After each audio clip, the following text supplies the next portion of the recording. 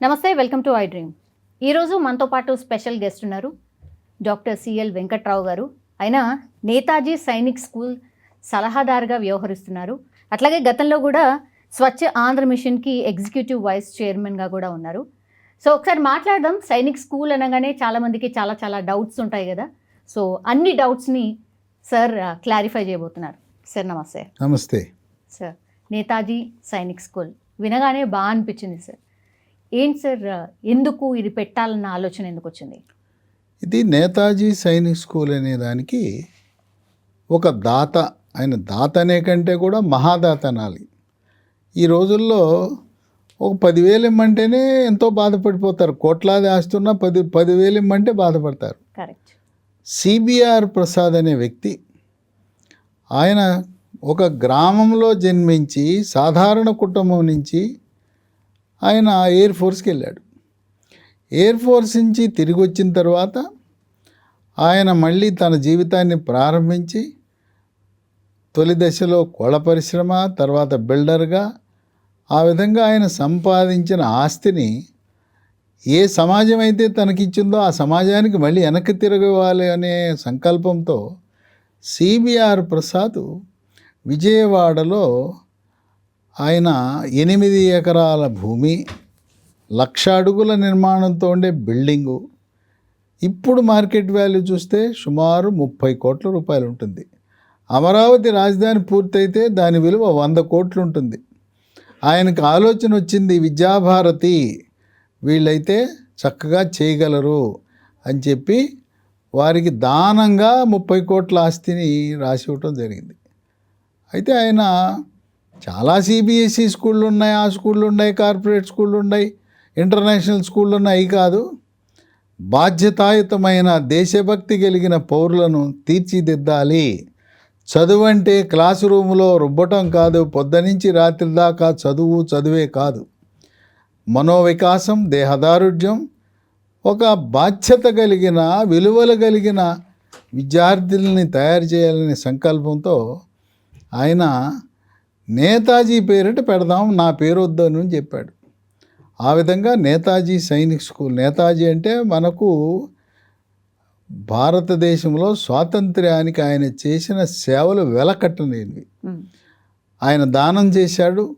దాన్ని ఈ విద్యాభారతి లింగం సుధాకర్ రెడ్డి గారు, వారు కర్ణాటక, ఆంధ్రప్రదేశ్, తెలంగాణ రాష్ట్రాలకు 3 రాష్ట్రాలు కలిపి దక్షిణ మధ్య క్షేత్రం అంటారు. ఆ విద్యాభారతికి ఆయన సంఘటనా కార్యదర్శి, ఆర్గనైజింగ్ సెక్రటరీ. ఆయన భుజస్కంధాల మీద ప్రతిష్టాత్మకంగా తీసుకుని మాకు ఈ 3 రాష్ట్రాల్లో 800 స్కూళ్ళు ఉన్నాయి. అయినా కూడా సైనిక్ స్కూల్ పెట్టడంలో వచ్చిన ఆనందం, తృప్తి వాటిలో రాదనే సంకల్పంతో దీన్ని భుజస్కంధాలు వేసుకుని ఆయన ఆధ్వర్యంలో ఈ నేతాజీ సైనిక్ స్కూల్ కేంద్ర రక్షణ మంత్రిత్వ శాఖ ఆధ్వర్యంలో, అంటే దీనికి రక్షణ మంత్రిత్వ శాఖ గుర్తింపు ఉంది. మీరు ప్రతి టౌన్లో, సిటీలు, హైదరాబాద్, విజయవాడ, గుంటూరు, వైజాగ్లో సైనిక్ స్కూల్ అని చూస్తుంటారు. లేదా మిలిటరీ అకాడమీ అంటారు, డిఫెన్స్ అకాడమీ అంటారు. అవి నిజమైన సైనిక్ స్కూళ్ళు కాదు. మీకు అడగండి ఎవరైనా సైనిక్ స్కూల్ అంటే, మీకు రక్షణ మంత్రిత్వ శాఖ గుర్తింపు ఉన్నదా? వాటికి లేదు. కనుక కొంతమంది తల్లిదండ్రులు, పిల్లలు అవే నిజమైన సైనిక్ స్కూళ్ళని, డిఫెన్స్ అకాడమీలని, మిలిటరీ అకాడమీలని వెళ్ళి చేరుతున్నారు. అవి కేవలం కోచింగ్ సెంటర్లు మాత్రమే. ఈ అడ్మిషన్లు అనేవి 6వ తరగతిలో జరుగుతాయి. అంటే 5 పాస్ అయిన తర్వాత పరీక్ష రాయాలి. 8 పాస్ అయినాక 9లో చేరచ్చు. 2 అవకాశాలు వస్తాయి. అందువల్ల ఈ సైనిక్ స్కూల్ అనే ముద్ర వేసుకుని తెలంగాణలో, హైదరాబాదులో అనేక రకమైన అకాడమీలు వాళ్ళు పేరు రాసేస్తున్నారు. సైనిక్ స్కూల్ పాప అమాయకులు వెళ్ళి ఆహా ఓహో సైనిక్ స్కూల్ అని చేర్పిస్తున్నారు. అవి అసలు సిసలు నిజమైన సైనిక్ స్కూళ్ళు కావు. అయితే సైనిక్ స్కూల్లో జరిగే ఆ విధానాన్ని అవలంబిస్తారు. వాళ్ళు శిక్షణ ఇచ్చి ఈ పరీక్షకు రాయిస్తారు. All India Sainik school examination అని దాన్ని ఎవరు నిర్వహిస్తారో తెలుసా? NTA, national testing agency. ఏదైతే ఎంబీబీఎస్కి నీట్ పరీక్ష, అలాగే ఇంజనీరింగ్కి జేఈఈ పరీక్ష నిర్వహించే ప్రతిష్టాత్మకమైన సంస్థ ఈ 5వ తరగతి పూర్తయిన పిల్లలకు నిర్వహించి తద్వారా ఆ మెరిట్ బేసిస్ మీద సీట్లు కేటాయిస్తారు. మనం ఏదో స్కూల్కి వెళ్ళి నేను ఫీజు కడతానంటే కుదరదు. ఎంబీబీఎస్ నీట్ కౌన్సిలింగ్ ఎలా జరుగుతుందో అదేవిధంగా మార్కుల ఆధారంగా నీట్ కౌన్సిలింగ్ మాదిరిగానే ఈ all India Sainik school AISSAC 2025 అనే పోర్టల్లో అడ్మిషన్ జరుగుతాయి. చాలా పారదర్శకంగా జరుగుతాయి. పూర్తి మెరిట్ ఆధారంగా మాత్రమే ఇస్తారు. 150,000 మంది పిల్లలు పరీక్ష రాస్తే 150,000 మంది సార్ దేశవ్యాప్తంగా. బాప్రే. దాంట్లో ఉన్న సీట్స్ ఎన్ని సార్? ఉన్న సీట్లు 8,000. 8,000 సీట్లకు 150,000 మంది పరీక్ష రాస్తున్నారంటే ఎంబీబీఎస్ సీటు IIT జేఈ కంటే కూడా చాలా ఎక్కువ పోటీ ఉన్నది. ఒకానొకప్పుడు నేను కూడా చిన్నప్పుడు నాకు అప్పట్లో కోరుకొండ సైనిక్ స్కూల్ గురించి తెలిసింది. నేను వెళ్ళాలనుకున్నాను, నాకు ఆ దారి తెలవలా. ఇప్పుడు ఉన్నట్టుగా అప్పట్లో మీడియా లేదు, ఎక్కడికి వెళ్ళాలి ఎలా పరీక్ష రాయాలి తెలవక నేను చేరలేకపోయాను. నాకేం కోరిక ఉండేదంటే కోరుకొండ సైనిక్ స్కూల్కి వెళ్ళాలి, గుర్రం ఎక్కాలి, గుర్రం ఎక్కితే ఆనందం, షూటింగ్ చేయాలి రైఫిల్ అని అనుకుంటుండేవాడిని. నా కలలు ఫలించలేదు. ఇప్పుడు ఈ సైనిక్ స్కూల్లో సీటు పొందాలంటే 300 మార్కులకు ఒక పరీక్ష నిర్వహిస్తారు. 150 మార్కులకు మ్యాథమెటిక్స్ ఉంటాయి, మిగతా 150 ఇతర సబ్జెక్టులు ఉంటాయి. వాటి ఆధారంగా ఇస్తారు. తర్వాత ఎక్కడా కూడా ఎవరి రికమెండేషన్లు, ఎవరి ప్రమేయం ఉండదు. స్కూల్కి వెళ్ళిపోయి నేను డబ్బులు కడతా సీట్ ఇవ్వండి అని అంటే ఇచ్చేది కాదు. ఎంబీబీఎస్ సీటు ఎంత కఠినతరమో దానికంటే కష్టము. కనుక సైనిక్ స్కూల్లో సీటు వచ్చిందంటే జీవితంలో సెటిల్ అయిపోయినట్టే. ఏ క్లాస్లో అడ్మిషన్ తీసుకుంటున్నారు? ఇది 5 పాస్ అయిన వారికి 6వ తరగతిలో ఇప్పుడు నేతాజీ సైనిక్ స్కూల్లో అడ్మిషన్లు జరుగుతాయి. ఎక్కడి వరకు చదువుకోవచ్చు? ఇది 6 నుంచి ప్రారంభమై 12 వరకు చదువుకోవచ్చు. ఇది కేవలం CBSE సిలబస్, ఇంగ్లీష్ మీడియం మాత్రమే. తెలుగు మీడియం అయితే మేము 6లో తెలవలేదు, మాకు సీట్ రాలేదు, మేము కోరిక దాంట్లో చేరాలంటే 8 పాస్ అయిన తర్వాత మళ్ళీ 9వ తరగతిలో చేరడానికి ఇంకొక అవకాశం ఉంటుంది. అయితే కేవలం ఉన్న ఖాళీలకు మాత్రమే నింపుతారు. ఇప్పుడు నేతాజీ సైనిక్ స్కూల్లో 120 సీట్లు ఉన్నాయి. ఒకవేళ 9లో ఒక 10 సీట్లు ఖాళీ అయినాయి. ఆల్ ఇండియా సైనిక్ స్కూల్ ఎగ్జామినేషన్లో ఆ 10 సీట్లకు మనకు అభ్యర్థులు పంపుతారు. ఎట్లా తెలుస్తుంది సార్? అంటే ఇది ఖాళీలు ఉన్నాయి అనేది స్కూల్ వాళ్ళు ఆ పోర్టల్లో all India Sainik school admission committee AISSAC ఆ పోర్టల్లో రాయాలి. మా దగ్గర 10 సీట్లు ఉన్నాయి 9వ తరగతిలో చేర్చుకోవటానికంటే అప్పుడు వాళ్ళు మనకి కేటాయిస్తారు. కనుక మళ్ళీ కొత్తగా వేరే 120 రావు అక్కడ. అంటే 120తో ప్రారంభమై 5వ 10వ సీట్లు ఖాళీ అయితే నిండుతాయి, అంతవరకే. తర్వాత కొంతమందికి అపోహ, మా ఒంటరి బిడ్డ, ఒకడే కొడుకు ఒకడే కూతురు, అమ్మో మిలిటరీకే ఎందుకు, మాకేం అవసరము, డబ్బు ఉంది, అన్నీ ఉన్నాయి, మిలిటరీకి వెళ్ళిపోతే ఏమైపోతారు అనే భయం ఉంటుంది కొంతమంది. ఇదేమీ మీ దగ్గర బాండు రాయించుకోరు, లేకపోతే లిఖితపూర్వకంగా నేను మిలిటరీకి వెళ్తానని రాయించుకోరు. మీ ఇష్టం. వెళ్ళాలనుకునేవాళ్ళు వెళ్తారు, వద్దనుకునేవాళ్ళు డాక్టర్ అవ్వచ్చు, ఇంజనీర్ అవ్వచ్చు, ఆర్కిటెక్ట్ అవ్వచ్చు, IAS అవ్వచ్చు, RDO అవ్వచ్చు. మీరు కోరుకున్న చదువు చదవచ్చు. అది చాలా వెసులుబాటు. ఇది తల్లిదండ్రులకు ఒక అనుమానం ఉంటుంది, ఒక బిడ్డ ఇంత ఉంది ఆస్తి, ఎందుకు ఈ చదువు, ఏదో ఇంటర్నేషనల్ స్కూల్లో చదివేస్తే అయిపోలేదా అనేవారికి ఇక్కడ ప్రత్యేకత ఏంటంటే ఒక వ్యక్తి వికాసం. అంతేకాకుండా పుట్టగానే ఉయ్యాల్లో ఉండగానే మా అబ్బాయి ఇంజనీర్ అవ్వాలి, IITలో సీట్ రావాలనుకునే వాళ్ళకి ఇది మంచి అవకాశం. ఎందుకంటే దీంట్లో ఎన్సీసీ ఉంటుంది, స్కౌట్స్ ఉంటుంది, జూనియర్ రెడ్ క్రాస్ ఉంటుంది, సీట్ల రిజర్వేషన్ ఉంటుంది, సులభంగా ఎంబీబీఎస్ సీట్ వస్తుంది, జేఈలు ఐఐటి లాంటి సీట్లు వస్తాయి. ఇక తర్వాత ఇంకోటి ఏంటంటే ఐఏఎస్ ఇంటర్వ్యూకి వెళ్ళారు. ఎక్కడ చదివా అబ్బాయి అనగానే నేను సైనిక్ స్కూల్లో చదివానంటే, ఏంటి సైనిక్ స్కూల్స్ ఎన్ని ఉన్నాయి దేశంలో? 62 నుంచి 2021 వరకు 33 స్కూళ్ళు, 8,000 అప్పట్లో 2,500 సీట్. 2021లో మోడీ గారికి ఒక ఆలోచన వచ్చింది, సైనిక్ స్కూల్ ఏంటి, ఇంత పెద్ద దేశం ఏంటి, 140 కోట్ల జనాభా, 33 స్కూళ్ళు ఏంటి, 2,500 మంది సైనిక్ స్కూళ్ళు ఏంటి, అయినా ఆడపిల్లలకు ప్రవేశం లేకపోవడం ఏంటి, నారీమణులు సమానత్వం అంటున్నావు, మరి శాసనసభల్లో చట్టసభల్లో 33% అన్నావు, ఎందుకు పెట్టలేదు అని ఆలోచన వచ్చింది ఆయనకు. ఆలోచన తరువాత వెంటనే 2021లో ఆడపిల్లలకి సైనిక్ స్కూల్లో ప్రవేశం ఇవ్వండి, మిలిటరీలో కూడా ఆడపిల్లల్ని ప్రవేశపెట్టండి అని చెప్పారు. అప్పుడు దాకా ఆడపిల్లలకు ప్రవేశం లేదు. ఇప్పుడు ఈ ఆడపిల్లలకి 10% రిజర్వేషను అన్ని స్కూల్లో ఉంది. కనుక 1962లో జవహర్లాల్ నెహ్రూ ప్రారంభించారు ఆంధ్రప్రదేశ్లో కోరుకొండ సైనిక్ స్కూల్. ఆ కోరుకొండ సైనిక్ స్కూల్ అయిపోయిన తర్వాత తెలంగాణ రాష్ట్రంలో ఒకటి పెట్టాలని తెలంగాణ ప్రజలు కోరితే పెడదామనుకున్న సమయంలో అప్పట్లో ఉన్న ముఖ్యమంత్రి, ఆనాటి ముఖ్యమంత్రి కిరణ్ కుమార్ రెడ్డి గారు తెలంగాణకు రావాల్సిన స్కూల్ని తీసుకుపోయి ఆయన సొంత నియోజకవర్గం పీలేరు నియోజకవర్గం చిత్తూరు జిల్లాలో కైలికిర్లో పెట్టేశారు. ఆ విధంగా తెలంగాణకు ఒక్క సైనిక్ స్కూల్ కూడా లేదు. 2 గవర్నమెంట్ స్కూళ్ళు, రక్షణ మంత్రిత్వ శాఖ స్కూళ్ళు కూడా ఆంధ్రప్రదేశ్కి వెళ్ళిపోయినాయి. ఇప్పుడు ఎట్లా సార్ మరి తెలంగాణ వాళ్ళకి మొన్నటిదాకా 10 ఏళ్ళు కలిసి ఉన్నప్పుడు తెలంగాణ వాళ్ళకి కోరుకొండలో కలిగిరిలో సీట్ ఇచ్చారు. ఇంకోటి ఏంటంటే అక్కడ ఉండే సీట్లలో 67% సొంత రాష్ట్రం వాళ్ళకి ఇవ్వాలి, కోటా ఉంది. 33% ఇతర రాష్ట్రాలు, భారతదేశంలో ఉండే 29 రాష్ట్రాల వారికి ఇవ్వాలి.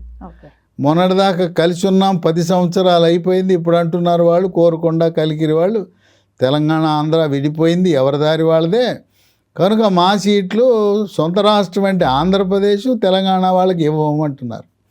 అటువంటి తరుణంలో ఈ నేతాజీ సైనిక్ స్కూల్ తెలంగాణ పిల్లలకు ఒక వరం లాంటిది.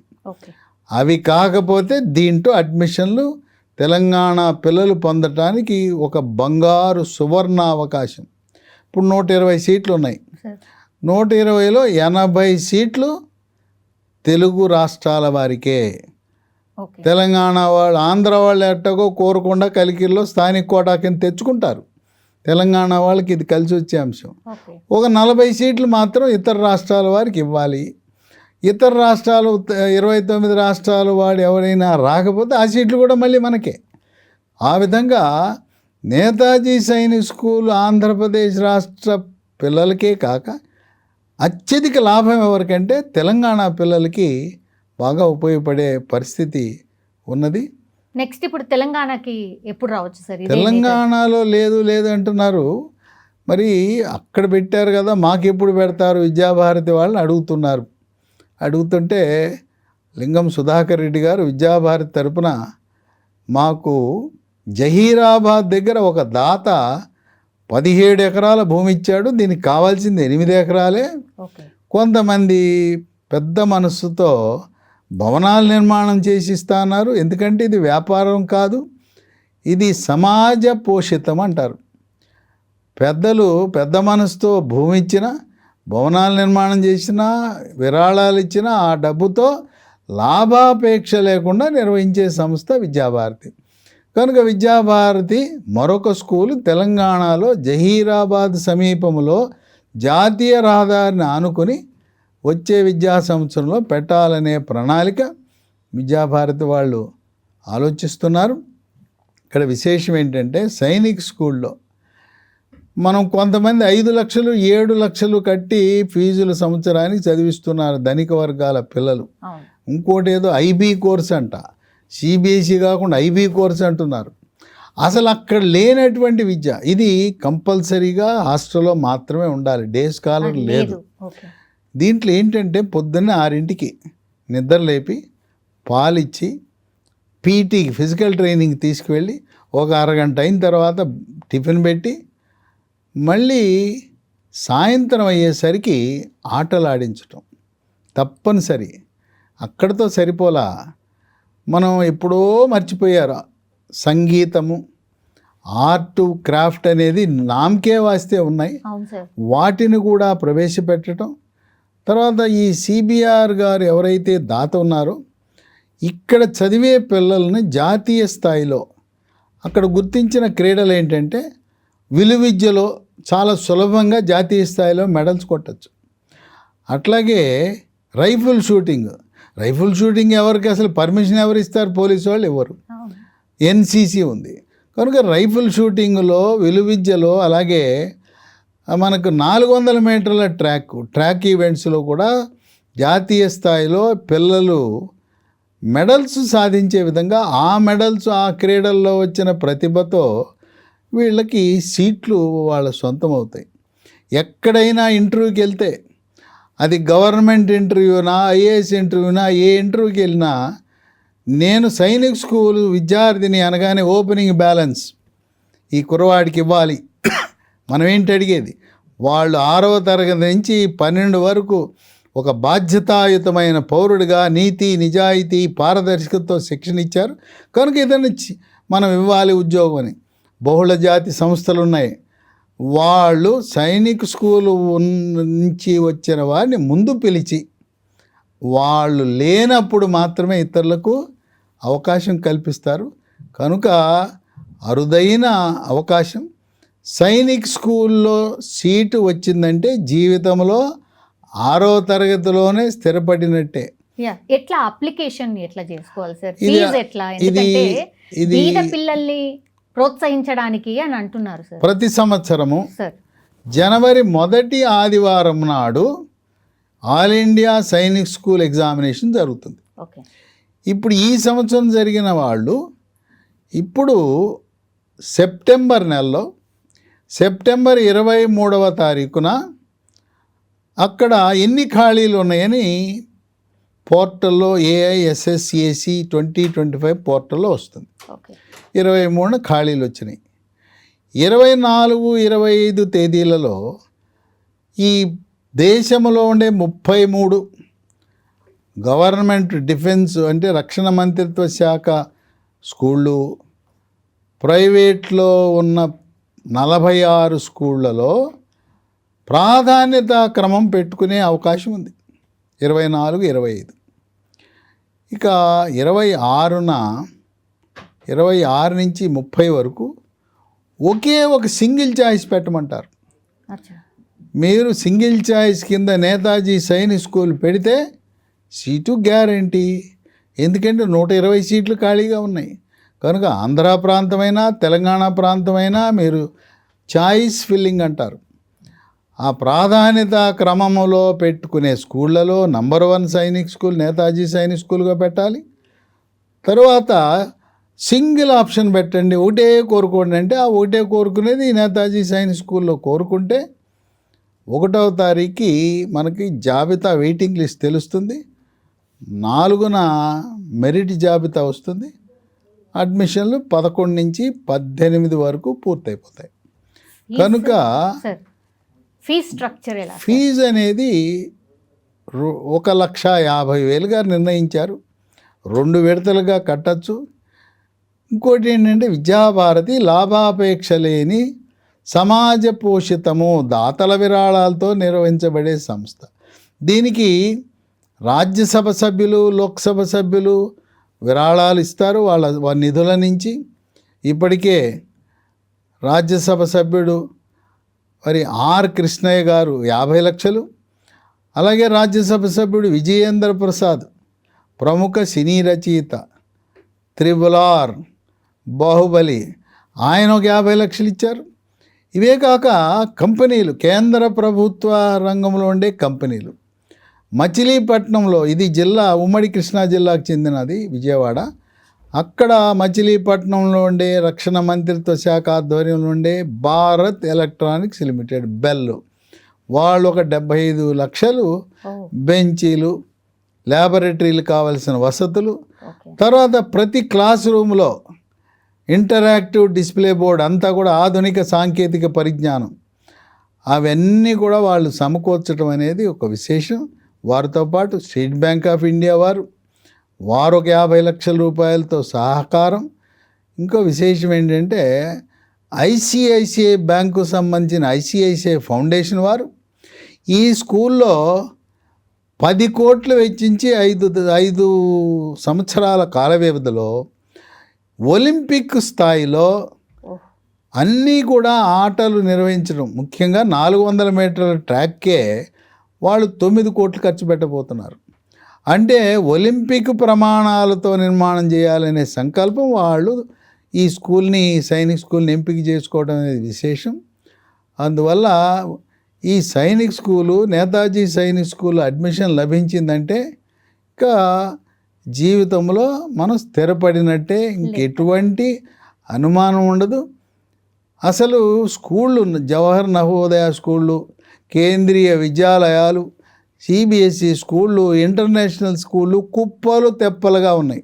అవును ఇప్పటికి కూడా 78 స్కూళ్ళు ఉంటే కేవలం 8,000 మాత్రమే సైనిక్ స్కూల్లో సీట్లు ఉండటం, ఇంత పోటీతత్వం ఉండటం, ఇది తెలుగు రాష్ట్రాల విద్యార్థులకు ఒక వరం లాంటిది. కనుక మీరు ఒకే ఒక ఆప్షన్, సింగిల్ ఆప్షన్ కింద నేతాజీ సైనిక్ స్కూల్ అని పెడితే మీకు సీటు రావటం గ్యారంటీ. పేద విద్యార్థులు ఏమాత్రం సంకోచం వద్దు. ఫీజు ఇచ్చినా ఇవ్వకపోయినా విద్యాభారతి తీసుకుంటుంది. దీనికి ఆంధ్రప్రదేశ్, తెలంగాణ రాష్ట్రాలు ఫీజు రీయింబర్స్మెంట్ సదుపాయం ఇస్తారు. ఇతర రాష్ట్రాల వారికి, తెలుగు రాష్ట్రాల వారికి కూడా రక్షణ మంత్రిత్వ శాఖ వారు కొంత స్కాలర్షిప్ ఇస్తారు. ఓకే కొంతమంది దాతలు ముందుకొచ్చి మేము కొంతమంది పేద విద్యార్థులను దత్తత చేసుకుంటాం, చదివి 6 నుంచి మొదలుపెట్టి 12తో ఆపం. తర్వాత వాళ్ళు డాక్టర్ చదివితే డాక్టర్, ఇంజనీర్ అయితే ఇంజనీరు, ఐఏఎస్ అయితే ఐఏఎస్ వరకు విద్య పూర్తయ్యే వరకు మేమున్నాం, మేము అండగా నిలుస్తాం, మేము పోషిస్తామని చెప్పి దాతలు, డోనర్లు ముందుకు రావడం ఒక విశేషం. ఏమీ లేకపోతే విద్యాభారతే ఒక స్కాలర్షిప్ పథకాన్ని పెట్టి ఓకే ఉచితంగా కూడా ఈ సీట్లు ఇవ్వటానికి సిద్ధంగా ఉంది. డబ్బు లేని కారణంగా ప్రతిభ కలిగిన విద్యార్థులకు ప్రవేశము నిరాకరించబడదు. ఇక్కడ విద్య వ్యాపారము కాదు. దాతల సహకారంతో పెట్టిన స్కూలు, దాతల సహకారంతో నడుస్తున్న స్కూలు, సామాజిక బాధ్యత, కార్పొరేట్ సోషల్ రెస్పాన్సిబిలిటీకి ఉన్న కేంద్ర ప్రభుత్వ సంస్థలు, రాజ్యసభ సభ్యులు, లోక్సభ సభ్యులు వీరందరూ కూడా సహకరిస్తున్నారు. అలాగే విజయవాడ ఎంపీ కేశినేని నాని, ఆయన యొక్క లోక్సభ పరిధిలో ఇది ఉండటం, ఇది నా పరిధిలో ఉంది కనుక నా లోక్సభ పరిధిలో ఉండే నిధులు కూడా నేను ఇస్తానంటాం. ఓకే ఎవరైనా 2 తెలుగు రాష్ట్రాల్లో ఉండే రాజ్యసభ సభ్యులు దీనికి విరాళం ఇచ్చే అవకాశం ఉంది. భారతదేశం ఉండే కంపెనీలన్నీ ముందుకొచ్చే అవకాశం ఉన్నది కనుక సమాజ హితం, సమాజ పోషితం ఇది ఎవరికీ చెందదు. అందువల్ల దాతలు ముందుకు వస్తున్నారు. అయితే మీకు ఇంకేమైనా వివరాలు కావాలంటే, పబ్లిక్ అండ్ ప్రైవేట్ భాగస్వామ్యంతో నెలకొల్పారు అన్నారు సార్. నాకు చాలా డౌట్స్ ఉండే, అసలు ఎట్లా మరి ప్రాఫిట్ చూస్తారా, ఇంకా ఏమన్నా అడిషనల్ ఫీజులు ఏమన్నా అడ్మిషన్ అయ్యాక తీసుకుంటారా అనే డౌట్ ఉండే సార్. ఇది వీళ్ళు పిల్లలు కట్టే ఫీజు కేవలం వాళ్ళ భోజనానికి ఖర్చులకే సరిపోతుంది. ఎందుకంటే పీటీ చేయిస్తారు, ఆటలాడిస్తారు, పొట్ట నిండా పెడతారు. సార్ నువ్వు 2 ఇడ్లీలతో సరిపెట్టి అనరు. అట్లాగే ఉత్తర భారతదేశం నుంచి వచ్చిన వారికి అనుకూలమైన ఆహార పదార్థాలు పెడతారు, అవునా, ఇష్టం వచ్చినంత తినచ్చు. అయితే ఇంకోటి ఏంటంటే చేతులు పెట్టి తినేది కాదు. సైనిక్ స్కూల్ కోరుకొండ వాళ్ళు పర్యవేక్షిస్తుంటారు. వాళ్ళు ఏం చేస్తున్నారో 1962 నుంచి అదే చేయాలి. మిలిటరీ అంటే మన ఇష్టం కాదు, చేత్తో తినేవారు, స్పూను పోర్కు. పిల్లలు క్రమశిక్షణతో ఉండాలి, పొట్ట నిండా తినచ్చు, ఏది పరిమితం లేదు. కనుక ఈ పోషణ విషయంలో, పౌష్టిక ఆహారము, సమతుల్య ఆహారం విషయంలో ఏమాత్రం రాజీ పడకుండా ఎందుకంటే ప్రతిదానికి దాతలు ఉన్నారు. ఎంతమంది విద్యార్థులకు ఉచితంగా చదువు చెప్పిస్తున్నామంటే మేమున్నామని చెప్పాయి. ఇంకా కొంతమంది కుల సంఘాలు ముందుకొచ్చి మా కులానికి చెందిన పేద విద్యార్థులకు మీరు అడ్మిషన్ ఇస్తే మా కుల సంఘం, రాష్ట్ర కుల సంఘం ఉంది, మేము కూడా మీకు సహాయం చేస్తామని చెప్పటం అనేది ఒక విశేషం. కనుక అట్టడుగునున్న పేద నిరుపేద గ్రామీణ వాసులకు, వ్యవసాయ కుటుంబాలకు, వ్యవసాయ కూలీలకు, శ్రామిక వర్గాలకు కూడా నేతాజీ సైనిక్ స్కూల్లో ప్రవేశం ఉండే విధంగా విద్యాభారతి కృషి చేస్తూ ఉంది. ఇంకా ఏమైనా అనుమానాలు ఉంటే సంప్రదించవలసింది నా నంబర్ ఇస్తాను 9866308414 9848055806 రెండవ నంబరు. ఇవి కాకుండా ఇంకో 2 నంబర్లు కూడా ఇస్తాను. ఒకటి ఎగ్జిక్యూటివ్ ఆఫీసర్, ఆయన నంబరు 9849616846. అలాగే అడ్మినిస్ట్రేటివ్ ఆఫీసర్ 9440031930. ఇంకా మీకు ఏమైనా అనుమానాలు ఉన్నా ఈ ఫోన్ నంబర్కి అడిగి తెలుసుకోవచ్చు. ఇంకోటి ఏంటంటే ఇది మొదటిసారి బ్యాచ్ కనుక మీ సౌకర్యార్థం వీళ్ళకి ఫోన్ చేస్తే మిమ్మల్ని బస్ స్టాండ్లో, రైల్వే స్టేషన్లో, ఎవరైనా ఉత్తర భారతదేశం నుంచి విజయవాడ ఎయిర్పోర్ట్కి వస్తే అక్కడ ఈ స్కూల్ సిబ్బంది వచ్చి మిమ్మల్ని స్వాగతం పలికి తీసుకువెళ్ళి ఉచితంగా మీకు ఉండటానికి వసతి కల్పించి దగ్గర ఉండి medical examination government general hospital విజయవాడలో చేయించి ఆ రకంగా అక్కడ అమ్మవారు ఉన్నారు, కనకదుర్గ అమ్మవారు. అమ్మవారి దర్శనం కూడా స్కూల్ వాళ్ళు ఏర్పాటు చేసే అవకాశం ఉన్నది. ఆ విధంగా ఈ నంబర్లకు ఫోన్ చేస్తే సమాచారంతో పాటు మీరు వచ్చినప్పటి నుంచి మళ్ళీ తిరిగి వెళ్ళే వరకు కావలసిన రవాణా సదుపాయం, ఉచిత భోజన సదుపాయం అన్నీ కూడా స్కూలు వారు ఏర్పాటు చేస్తున్నారంటే విశేషం.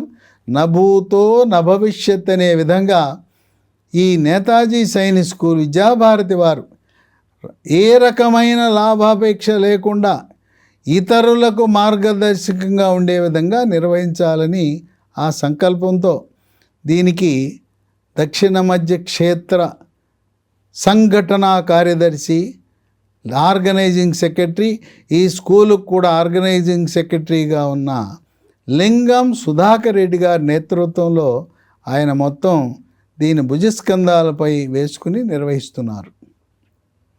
మొత్తం ఐ థింక్ అసలు నేతాజీ సైనిక్ స్కూల్ ఎట్లా ఉంటుంది, ఏముంటుంది అన్నీ మీరు చక్కగా ఆల్రెడీ వివరించారు సార్. అట్లాగే మన డౌట్లు ఉన్నా సరే మీరు నంబర్లు చెప్పారు కాబట్టి దానికి ఖచ్చితంగా సంప్రదిస్తారు. అట్లాగే తెలుసుకునే ప్రయత్నం అయితే చేయబోతున్నారు. లాస్ట్లీ ఏమైనా చెప్పదలుచుకున్నారు సార్ పిల్లల తల్లిదండ్రులకు? సార్, ఆ మహానుభావుడు నేతాజీ పేరు పెట్టుకుని ఆయన పేరుకు సార్థకత వచ్చేలా నిర్వహించబడుతుంది. తల్లిదండ్రులు నిశ్చింతగా మీ పిల్లల్ని అక్కడ వదిలి వెళ్తే డాడీ మమ్మీ ఇంట్లో కంటే బాగా పెడుతున్నారు ఇక్కడ. ఎందుకంటే ఉత్తరాది నుంచి వస్తే వాళ్ళు పొద్దున్నే పెరుగు తింటారు, పెరుగు పెడతారు. స్వీట్లు లేనిదే వాళ్ళకి దిగదు. పొద్దున స్వీటు, మధ్యాహ్నం స్వీటు, సాయంత్రం స్వీటు.